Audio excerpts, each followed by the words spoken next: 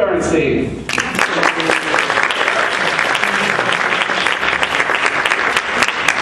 Okay, so, this is pretty much my first time doing this kind of thing, and, I admit to being nervous. I was actually a lot more nervous a few days ago until I found something in the newspaper, and it actually said, in fact, I got it right here.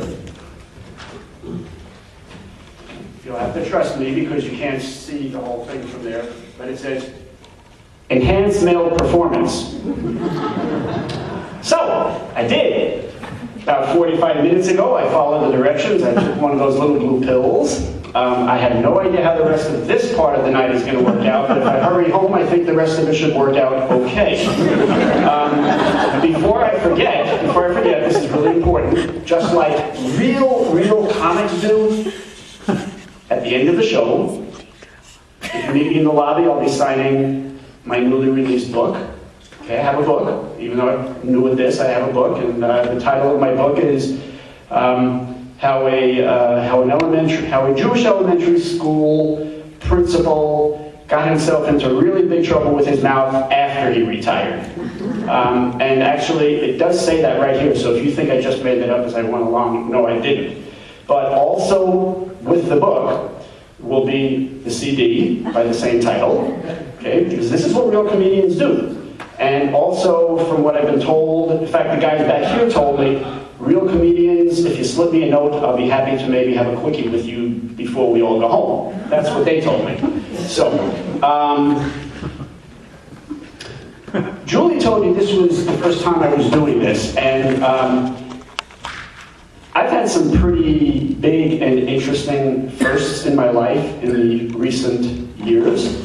When I was 55 years old, I got my first tattoo, which is down there, which at least is in some place that I could show you. I know some of you actually in the audience are considering tattoos that don't show us. But I got my first tattoo when I was 55.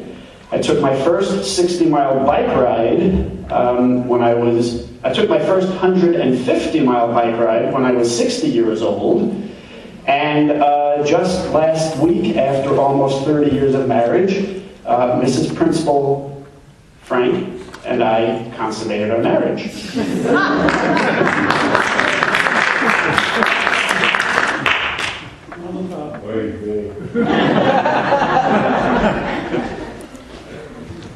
Excuse me. Would you put your cell phone away, please? Please? This is my set. I can't believe... Okay, I can't believe the guy is making a phone call in the middle of my set.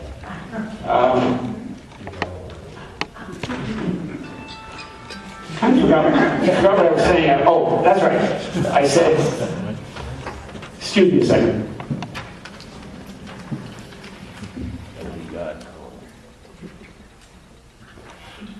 Yeah?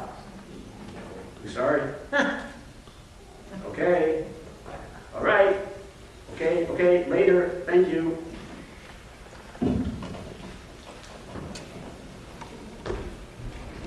You oiveyer, you called my wife! And you know what she just said to me? She said, Frank, you know that big first that you were talking about? It's now the last. Oh boy. Thanks a lot, guy. Thank you. Okay, so before I turn this over to Greg Berman, the following. There was this elderly Arab in the desert, and he was in dire need of water. And it was so bad, actually his camel died, and he's on his last gasping breath, and he's crawling. Right in front of him, he sees a bottle sticking out of the water. And he figures, oh boy, it's a bottle. Maybe there's some liquid in the bottle. So he reaches, he grabs the bottle, there was no liquid, but he takes off the cap. And by the way, it was a Passover Manischewitz bottle, so it's like that little golden cap. He takes off the cap, and lo and behold, no water, but what pops out is a genie. And it's a Hasidic genie. Hasidic, that branch of Judaism for, if you're not MOT, you probably don't know what MOT is. MOT stands for member of the tribe. It's kind of a polite way of saying non-Jew. But if you're not MOT, The Hasidic are the extremely Orthodox. They wear the hats, the long coats. They have the side curls and what we call the payas down here. Jewish genie pops out of the bottle. Okay, and Arab looks and says, "What's going on here?" The genie says, "Wojciech, what you doing in the desert?" He says, "What do you mean, what am I doing in the desert? I'm dying in the desert." He says, "No, I'm here to help you. You want, I give you wishes. I give you 3 wishes." He says, "I'm not taking a wish from an old Jewish genie. I'm an Arab." He says, "But what do you have to lose? What do you have to lose?" He says, "Try me." So the Arab looks at him and says, "Okay, well, whatever. I guess I have nothing to lose. I'll die." So he says, "My first wish, I want liquid. I want water. I want wine. I need food." Poof. He's transported to a room with food and water and wine and anything he would want. Genie looks at him and says, "See, he told you." He says, "What's your second? That's your second wish. What do you want?" He says, "My second wish, I want riches. Riches galore. I want gold. I want silver. I want money. I want to be wealthy for the rest of my life." Poof. He's transported to a room.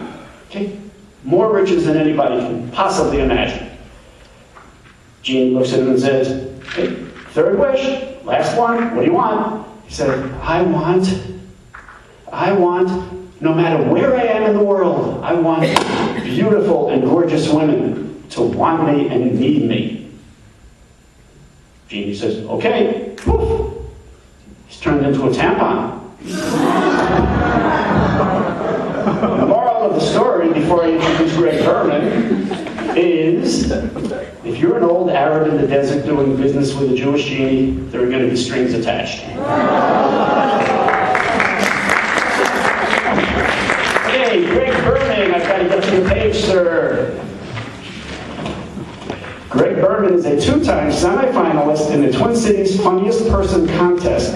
Please help me welcome Greg Berman to the stage.